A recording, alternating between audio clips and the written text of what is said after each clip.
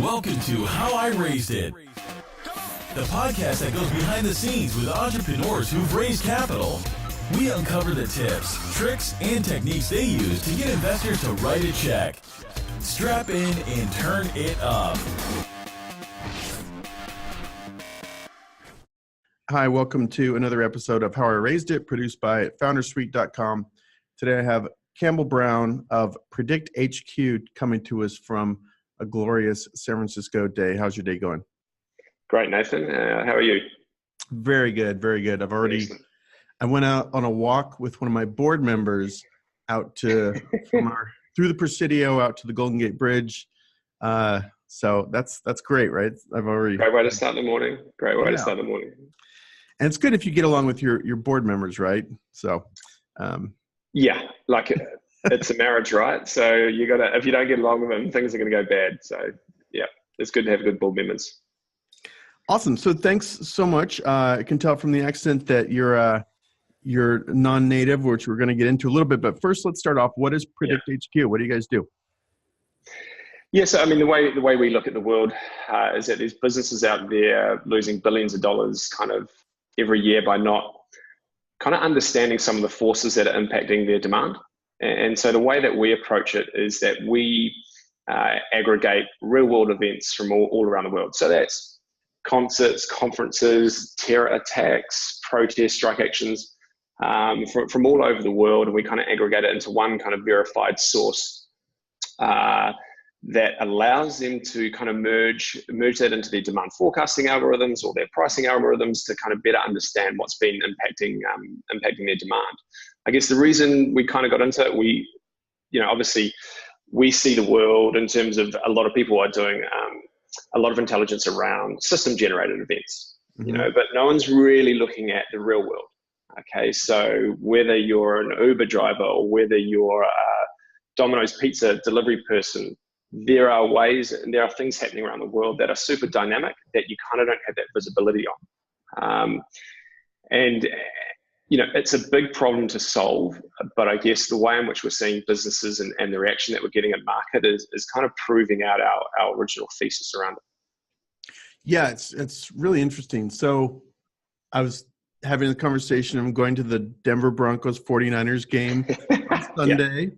And we were talking about how do we go and be able to drink a lot of beers there? Who wants to drive? No one wants to drive. So, of course, we're thinking Uber. No problem getting down to the game. But we're debating, is it going to be a total cluster to get home? So I guess that's sort of, Uber is – you're telling Uber that they need to send more drivers at, 4 o'clock when the game is over? Yeah, get drivers in the right place at the right time to reduce pickup times and improve conversion. But I mean, when you look at the game that you went to, kind of it's bigger than that, right? It's your event footprint. If you had traveled to that game, you'd maybe bought airline tickets, you've gone to a hotel, you've gone to a restaurant, you've bought merchandise. So kind of what we see and kind of the varied use cases that we're seeing come through the business is, the footprint is real. And look, we started this business very much in the travel and transport sector, but it's already organically going into a lot of other adjacent categories. Some categories that we couldn't have fathomed that we were going to go into when we kind of first started this business. Like what? What's adjacent? Look, like cash replenishment of ATM machines or replenishment of food supplies to cafes that might have been impacted by events that they didn't have any idea were going to happen. And I guess the thing we always talk about to our customers is not just the event in the singular, it's also thinking about the intersection. So when you've got a NFL game plus a concert plus a public holiday, it creates this kind of perfect storm of demand that actually last year didn't happen. And this is the thing, is a lot of the customers, we work with, your airlines, your hotels, the way in which they were previously looking at demand is very much historical. But what we see with events is that you got 25,000 people in Atlanta one year. The next year, that event's moved to San Diego and taken that commerce with it. But if you're using those algorithms that purely looking in the past to kind of predict the future, it's this massive gap in kind of in their demand forecasting. And this happens all the time. And there's just such a wide variety of these real world events that someone had to come along and solve the problem around kind of harnessing that and bringing it into a standardized fashion that can be used in a machine readable way. Yeah, that's interesting. So On that note, are you telling Uber, hey, on Sunday at this time, there's going to be a surge in demand? There's an activity happening? Or are you saying there's an activity happening, send 1,000 cars? Like, is it actually down to sort of quantity or unit? Yeah, we're telling them about that. We're telling them about the catalyst. Mm-hmm. So what's going to help with what's going to create that demand? And so like Uber are amazing at knowing what's going on like right now. Like we know what's going on right now. What about tomorrow? Yeah. The next day. And look, some of their biggest challenges is getting drivers online. So if you can inform a driver that there's going to be demand in this area, this location, this time, not only do you get, your reduced pickup times, but you actually start to activate or engage with a pool of drivers. It's not infinite. It's a finite pool, particularly with kind of the proliferation of, your Grubhubs, your DoorDashes, everything. So this forward-looking proactive approach is kind of actually where this business is born.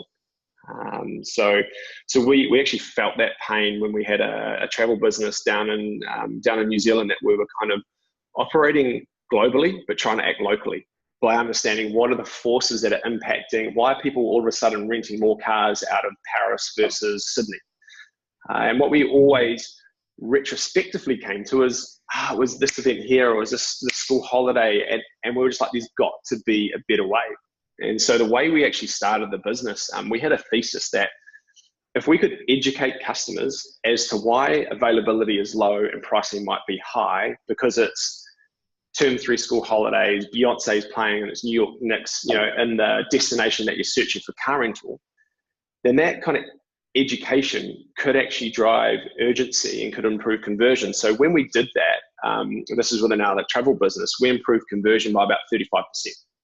As soon as we got that, we knew we had a business, and we knew that this could be applied to essentially any business that's trying to predict demand.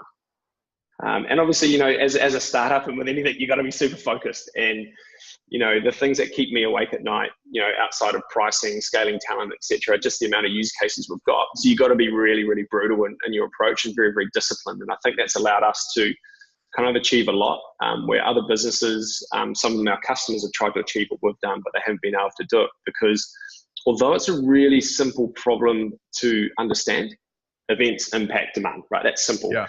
It's super complex to solve, because the data itself is, the raw data itself that we're ingesting is so dirty that we've got to do a lot of cleaning just before you get kind of a standardized machine readable data set. And then we start to enrich it with other data so that you've got, we predict the impact of that particular event.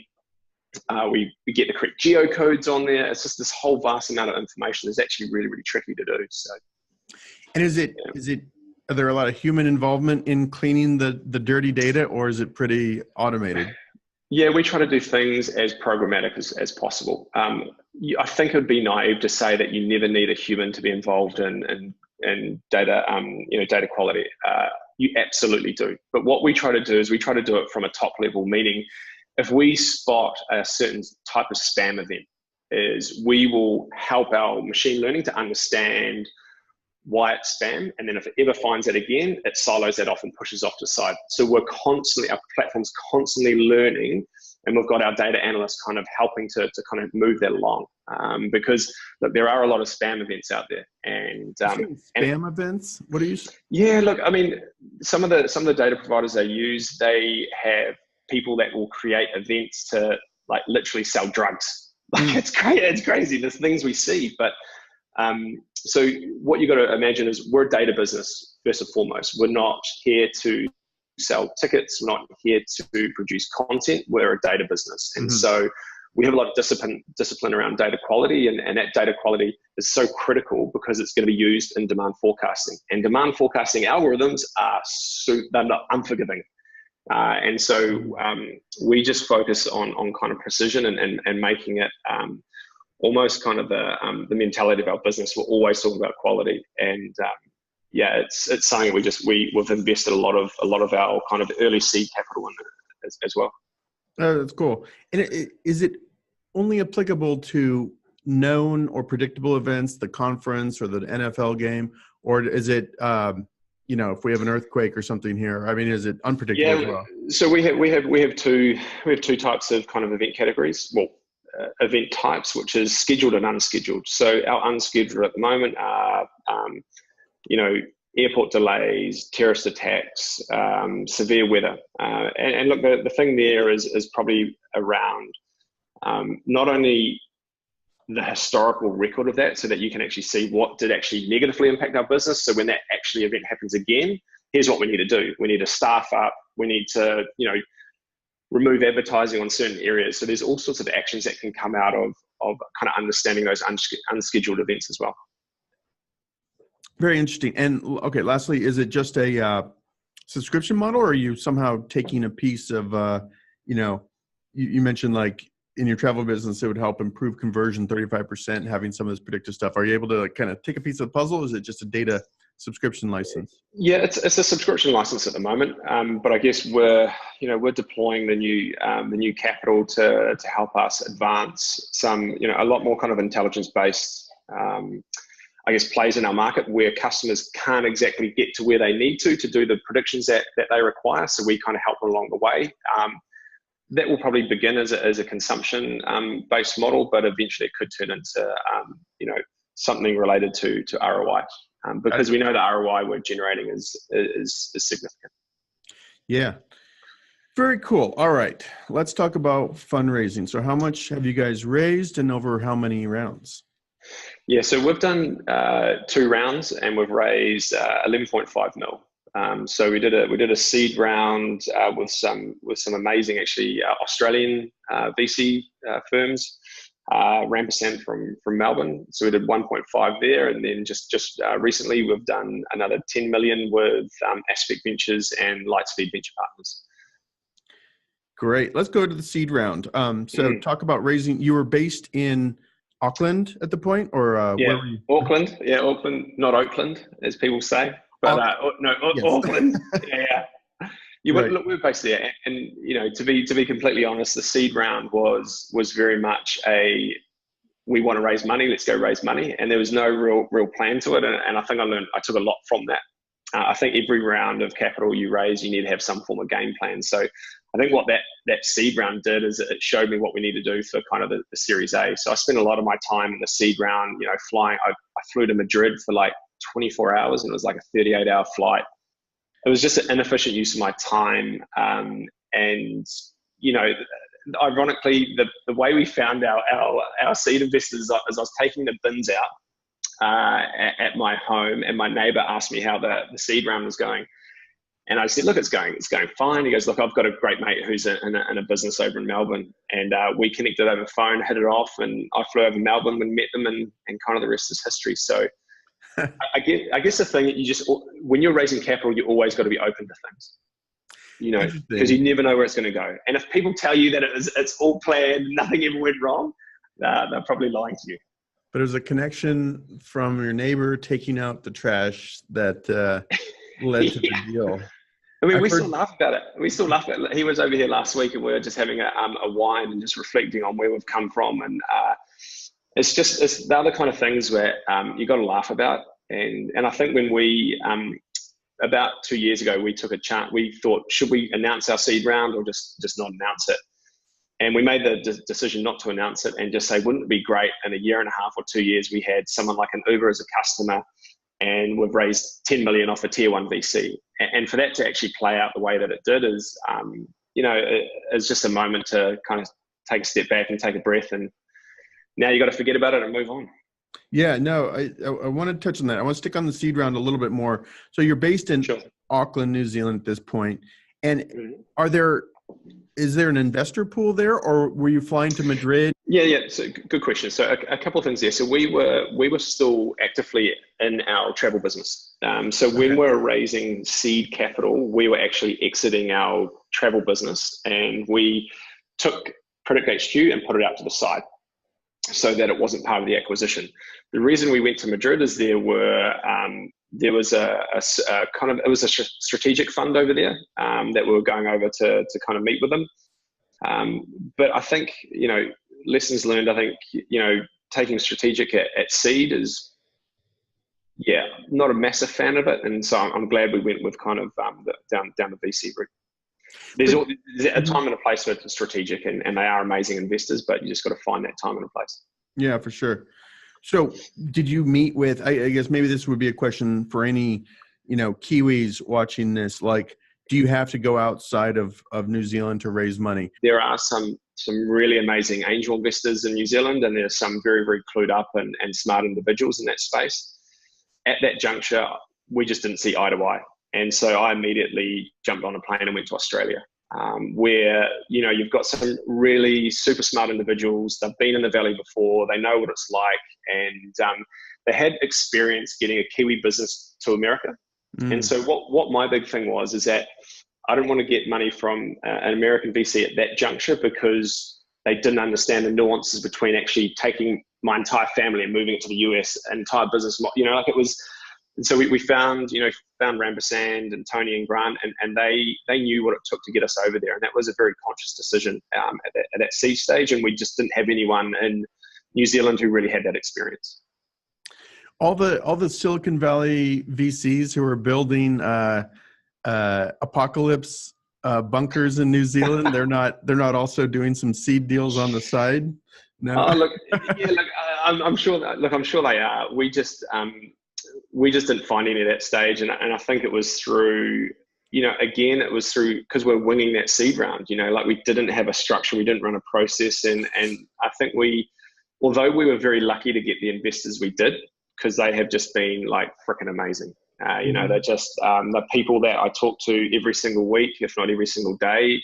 They have your best interests at heart, and they genuinely do. And like, my kids know them, and it's a good family atmosphere, because we are quite a family orientated business. But it's a bit of naivety, I think, on my part. Would you, and we'll move on to the more recent round in just a moment, but would you, how would you actually do it? Would you schedule 10, 15 meetings over in Australia or Sydney, city by city, and then go meet with a bunch, fly back? Like, how do you actually kind of remotely fundraise? Yeah, I think the good thing is, actually the Australian investor scene, they've actually become a lot more savvy over the past 2 years, even since I raised. So they're actively in New Zealand all the time. Like, they're there as much as sometimes they're in Melbourne. So Sydney VCs are in Auckland a lot, because I think they recognise that there are certain businesses that are created in the arse end of nowhere. And they're created because we have to survive in a different mentality to the likes of a let's say, US startup fund. And so, look, I think the best way to approach your seed stage is actually approach it like any stage, is just find out who the investors are that you would really, really want involved in your business. What value add can they bring? Like, I think you can raise money from anyone, but it's like, what's their value add? The value add that our investors out of Australia bought is that mentality of how do we get this business from APAC to the US, and how do we do it in a way that's going to allow us to then raise capital out of the US. And once again, their name was Rampersand or Ampersand? What was the? Rampersand, yeah. Okay, great. Cool. All right, and just to put some context around it, how many investors do you think you talked to at that seed round to get to the Rampersand seed round? I think I talked to about 20. Okay, not so bad. Yeah, to be honest with you, we probably should have done 40. Mm-hmm. But like I said, we got a great result, so we were just lucky. I think, again, right place, right time, and just being open to, taking a phone call from a guy. I hadn't heard of Rampersand before, but then when I did DD on them, they have done some great investments, so worked well. And you had a product that you had built at the travel company. Did you have a working product to demo, or what were you pitching? Yeah. We had an MVP. So we were, we're an API first business, right? So we're kind of pitching, not so much a product like a SaaS play, although we did start this business thinking it was going to be a SaaS. The reason we changed is because we just saw this fragmentation in the SaaS market, that if you're not doing everything, then you're kind of not doing anything. And we would have rather been, and we still believe today, that we're better off being almost agnostic, that we can plug into a revenue management system or we can plug into a mobile app. And so when we're taking this seed, the seed investors, as we were talking to them about, here's the MVP we built with airportrentals.com, where we're able to drive, a 35% uplift like that. because we educated customers as to the why.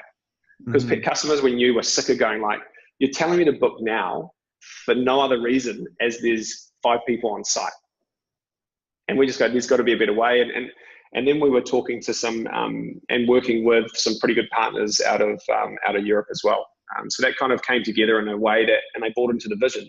So I think personally they had experienced the pain that, kind of events impacting their own lives as well. Yeah. Okay. All right. Let's continue on the chronology a little bit. So you raised this seed round with Rampersand. Their value, as you mentioned, is helping the company bridge, across the Pacific, so to speak. Talk us through that journey. So, how did you get the company here? Yeah. Look, so about 4 or 5 months after we raised that seed round, I moved my wife and 2 children over here to the US. It was a heck of a journey. The first 6 months to a year, and I've nearly been here 2 years now, were probably some of the hardest, times I've spent, because you are completely unknown. You have no network, both from an investment point of view, but literally just you don't even have a credit score, right? So you're kind of coming in cold, and I think you've got to be able to be to kind of put yourself out there. So I didn't say no to anything for like the first 6 months. I was just saying yes to every single meeting, and what that allowed me to do is kind of understand who's kind of blowing smoke, and then who's actually got some sense of reality about them, and then kind of building a network that is, that is a bit more authentic, is kind of what I was trying to go do when I got over here. But yeah, look, we just literally had our 3rd baby. So she is an American citizen, and we had her about 4 weeks after closing our A. So it was all happening. Exciting times. Yeah, indeed. Why did you decide to come here? Was it in advance because you knew you were going to have raised money here, or what? 80% of our revenue is being derived out of America. We knew the capital here was so much more value add than we could imagine in New Zealand. And look, I guess I'm the sort of person that I would rather spend 2 years figuring out if we've truly got something big than 5 years in New Zealand going like, maybe. It's like you just squeeze it down. We've only got so many years to live, and I just wanted to find out hard and fast if this is something big and something. And I guess what's happening now is the traction and the customers and the use cases are kind of reinforcing or validating why we moved over here. And if we hadn't moved over here, mate, we would not be in the position we are today. Yeah, no, that's amazing. Did you keep the engineering team in New Zealand, or? Oh, absolutely. Absolutely. R&D stays in New Zealand. Look, it's about capital efficiency. It's about access to talent. And particularly in the current geopolitical climate, is attracting people to move to New Zealand is actually not that tough. We've just hired someone from Dubai. We've just hired someone from South Africa. Look, we've got a great culture down in New Zealand. There's some really smart people down there. And look, I'm a Kiwi, and I want New Zealand to do well out of this as well. So go to market will be US, and R&D will remain in New Zealand. So going back, I want to drill in a little more on, this is one of these questions. We have a lot of viewers all over the world, and they're always wondering, like, should I move to US? If I move to Silicon Valley, how would I crack into a network? So you said you were taking a lot of meetings, but how are you creating these meetings? How are you, more detail, if you will, on kind of like cracking in and building a network here, if you can. Yeah, look, it's going to a lot of shit events, and it's going to some good events. And I think there's a bit of a snowball effect by the people you meet. Whether you like it or not, Silicon Valley is actually really small. And there's someone that knows someone that knows someone that you want to know. And I guess if you are an introvert, you're going to find it tough. Look, even though maybe I come across as an extrovert, I can be quite introverted, and I found it tough initially. But I think if you put yourself out there and you meet people, you eventually find the people you want to meet. And I was just lucky enough. But I guess you create your own luck, right? Because you put yourself out there. So it's one of those things. So there's things like meetups, or there's particular industry events. So we're into travel. So I went to a lot of travel tech events. I don't do as much as that now, because then it's about how am I going to effectively use my time? now that network that I've built out is still, look, I'm still not very well known in the Valley, but at least there's people that I can call on that I trust and that I really appreciate their kind of advice when the tough gets, when the shit hits the fan. Yeah, absolutely. This is a little bit of a tangent. This podcast is about fundraising, but I'd love to hear, did it help being here I know you sold Uber as a customer. So how did you sell them as a customer? Because that's a huge win, right? Yeah. I mean, look, we have, they inbounded to us. Okay. So a lot of the businesses that are coming to us, they know the problem they're trying to solve. So our challenge as a business is making sure, and where we're actually investing a lot of our capital, is reducing that friction to production. And so where we've trying to, work with Uber is to figure out, how can we continue to, service all the various user cases that they're looking at with us. A lot of them which I can't talk about, but it's dealing with big businesses for a small startup, particularly from New Zealand, is challenging. But I think if you're focused and you're not trying to go, I'm going to now go talk to every other business in the world, as you kind of narrow it down and that focus, and you help them to see the value, then that's kind of the best way to work with them. I guess contract negotiations are always going to be challenging because you're trying to figure out your pricing and your positioning and your value, and they're taking a risk on a small startup. But I guess now the good thing is they believed in us from the beginning, and we're validating why they became a customer with the investors that we're bringing on board now. Yeah, no, very cool. Okay, let's talk about this round here. So you had this sort of vision 2 years ago back at the seed round of, wouldn't it be cool if we could, have some great customers and raise this? So maybe actually talks about how did you decide to raise here, and how did you, plug in and do it? Yeah. So I guess we had a vision pretty much since I landed in the US that we were going to raise inside kind of, a year to 14 months. And the reason being, again, is the network, the access to talent that's over here is pretty mind-blowing.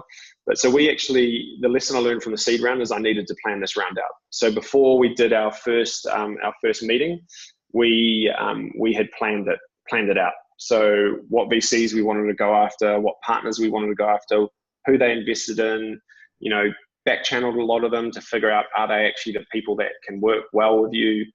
I think we had a plan, but then obviously when you're in the moment, that plan has to always adapt. We lost a term sheet at a partner meeting. There's things you go through that you're just going to have to, but if you have a plan there, you can kind of fall back on that plan. And that's how you kind of get through, raising a Series A. And I think the great way that this round turned out is we actually got a better result than we kind of ever envisaged that we would get.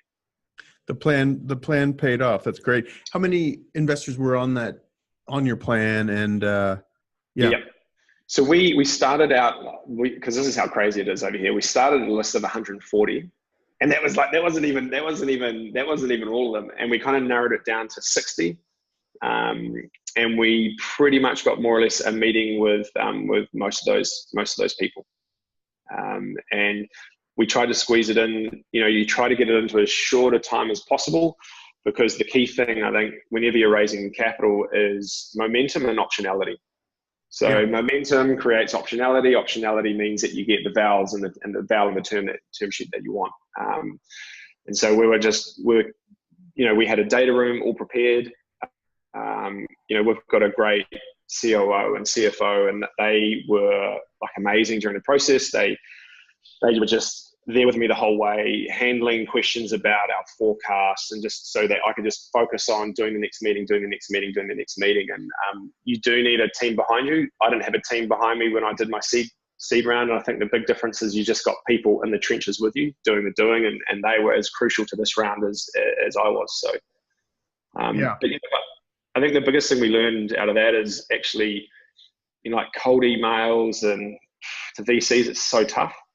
And so what we did consciously is we tried to create a network where we could meet people. They could find out about us. We could find out about them. Because the tough thing over here is a lot of founders build up a network. That network is strong because they only refer businesses that they believe in. You know, they're not going to go and refer a business where they go, I don't believe in this founder or this business at all, right?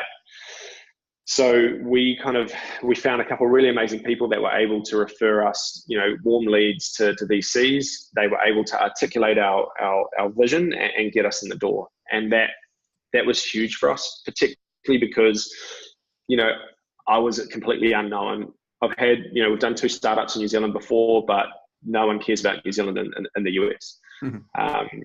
So that was kind of the biggest lesson, is make sure, you know, try as hard as you can to get warm referrals. And if people believe in you, then they're going to do that pretty openly. So we were really lucky for a couple of people that paid it forward for us in that process. Were those other founders, or were they, you know, attorneys, or what was sort of the common role, if there was one? Mainly founders. Although there was one particular guy who was just freaking amazing. He's actually kind of the catalyst behind us actually closing the round, and it was a really pretty random story again, how that kind of all played out. But again, it's because we were open to it. What's the story? Can you tell? But yeah, I mean. So look, I was in the midst of raising capital. Jeff called me up and said, look, dude, can you come out and do a presentation to my MBAs at Stanford? And I just said, mate, I've got no time, dude. Like, I'm so busy. He goes, oh, you really should. I said, nah, I can't do it. And then I immediately felt sick. Going, oh, no, that is bad. So I called him back up and said, yep, I'll come out, I'll present. And he goes, okay, one more thing. What you got to do is you got to present your Series A pitch to kind of, you know, 60 to 80 MBAs, and there's going to be 3 investors who are going to basically rip you to shreds in front of all these MBA students. And I was like, bro, what have you done to me? Right. So anyway, I went out there, and what happened is Teresa Gao was just happened to be one of the investors. She came up to me afterwards and said, right, you get in my car. I was like, what? She goes, get in my car. We're going to the partnership. You're going to pitch to my entire partnership. And I was like, right. Okay. And I just got in the car, went to the partnership, and just had a blast. Like they got it. Like they just got it straight away. And I think it's part and parcel because I was now used to pitching.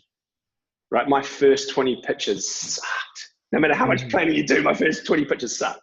But then I was on it, and then and Teresa just really got it, and she got a couple of things that we're doing that really build defensive belief in our business, and then we said, look, here are the other investors that potentially want to put money into our business. And she said, look, I think you should be talking to some others. And then what transpired is we had Lightspeed inbound to us. And I went to Teresa and said, what do you think about Lightspeed? She said, they're fantastic. Let me connect you with Arif. And Arif did not want to meet me. He didn't want to meet me. So I went and met him, and he sat there, and after about 20 minutes, he's like, I really wanted to hate your business. And he said, but look, I'm going to give you another hour. And so we sat there for another hour, whiteboarded, just went down to the product detail. And then kind of like a week later, he said, come in and meet my partner, and met his partner. And then kind of there and then they said, look, we want to do the deal. We want to come in on the round. And kind of that's how we moved through. So it's kind of 2 random situations. But because we were open to it, because we had the data room ready, because we were raring to go, those things were able to kind of fall into place. Yeah. But it doesn't mean, man, I got beaten to shit over those other meetings. Because every day you got to go into 2 or 3 meetings, and you're going to have people say, because they're always there to pull holes in your business. Yeah. And then you pick yourself up, and you got to go again, and you got to go again. And the key thing is no matter how much you get beaten up, is you got to maintain confidence. Because if you don't maintain confidence, people see through it, and then you won't deliver your story as well, and things will fall over. So I think, and just state, honestly, I stopped drinking. I did not drink throughout the entire cap raise, because every day you have to be just on it. And it was just one of those things where you got to clear mind and just go for it for 3 to 4 months. Oh man, you're a better man than I am. I think my drinking increased during fundraising significantly. I know. Good for you. What you mentioned that you got a term sheet pulled at a partners meeting. Maybe you don't have to name names, but was there a story there?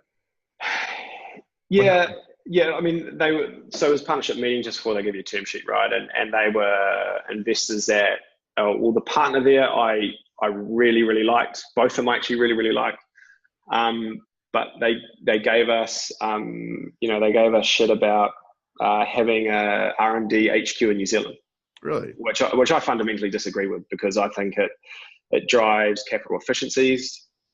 There's greater access to talent. The way in which we can scale that engineering team as the New Zealand government is very pro-immigration, as well as hiring local talent. And so we kind of clashed on that, and I didn't back down, and I wouldn't back down on those points. And that ended up tanking that deal. But like I said, we got, personally, and this is probably hindsight's 2020, and hindsight should never be confused with wisdom. But I think the key thing there is we got better partners, better investors, and a better deal. So, again, it's hard to see that when you come home after those sort of meetings. And my wife came in and I was lying on the couch and I was like ashen.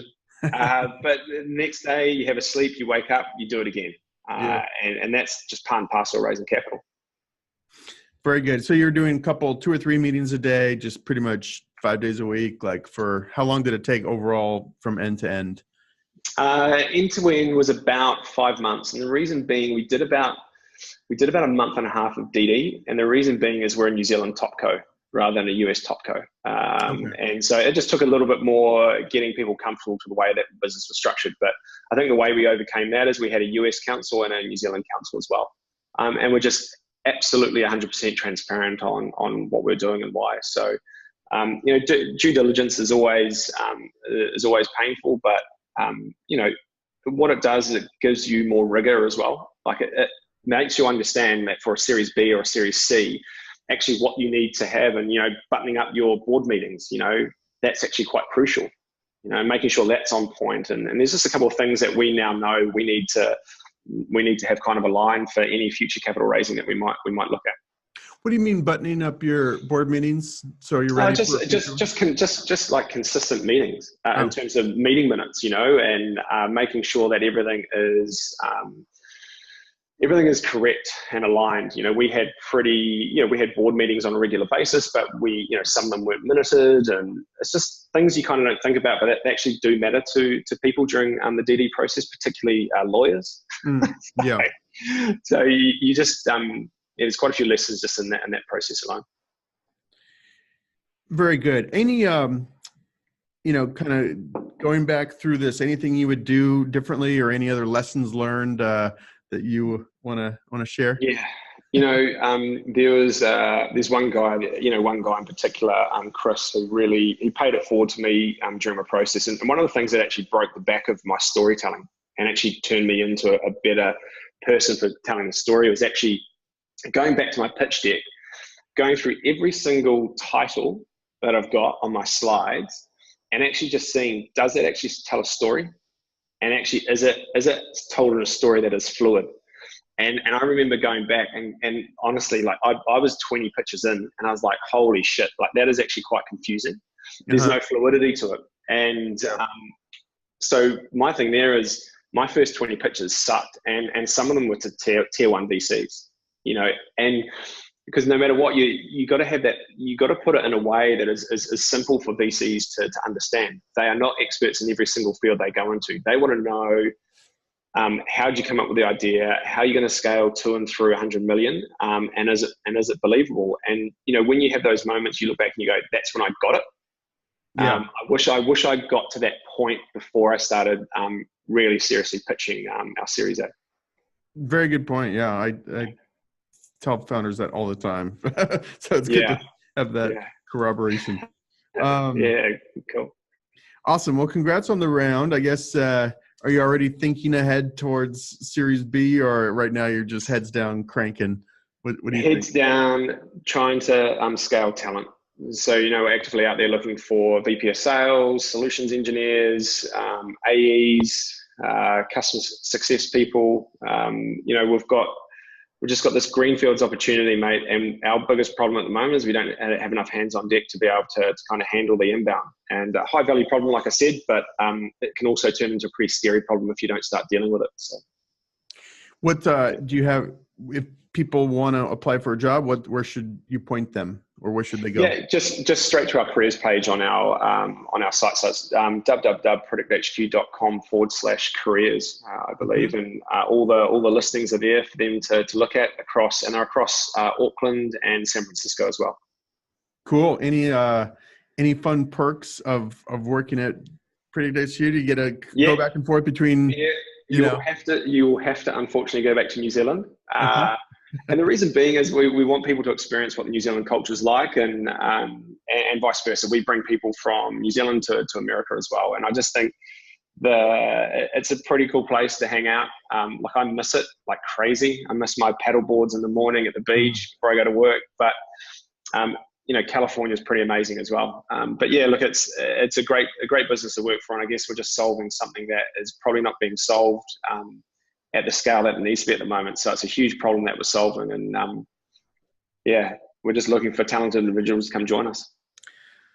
Awesome, this is great. It sounds good to me. If I didn't have my own startup, I'd be signing up. Yeah, great, fantastic. Yeah, no, I love New Zealand's great. I've been there once as a teenager, so that was a long time ago, and then once did the Milford soundtrack with my dad and my brother. Yeah. That was beautiful. Great. And did the caravan around the islands. Like, that's fun. Oh, you did? Yeah. Except for Kiwi drivers are probably the worst in the world. We're so aggressive. We're really nice. We're really nice in person. Put us behind the wheel, and we're just brutal bastards. That's funny. Although you're maybe this has changed. I remember when I was there with my family when I was young, like I feel like we pulled over on the side of the road just to probably look at something, but then every other car like stopped and asked if we were okay. It was actually amazing, So. No, look, it's great to hear that, because Kiwis are very much that way. They want to help out, and they want to make sure, that, and they're really proud. We're really proud of our country, and we want people to enjoy it. And so if we see people in distress, it's like, oh my God, it could be ruining their trip to New Zealand. And then they're going to go tell their mates about it. Right. So this is kind of the mentality that every single Kiwi kind of holds, is like, how do we make people's experience, life-changing, I guess. That's interesting. Awesome. Yeah. All right, Campbell, I'll take enough of your time. This is great. Brilliant. Good luck, and we'll catch you after your next round. How about that? Okay, brilliant. All right, Nathan, thank you so much. Cheers, mate. Take care. See you later. Bye.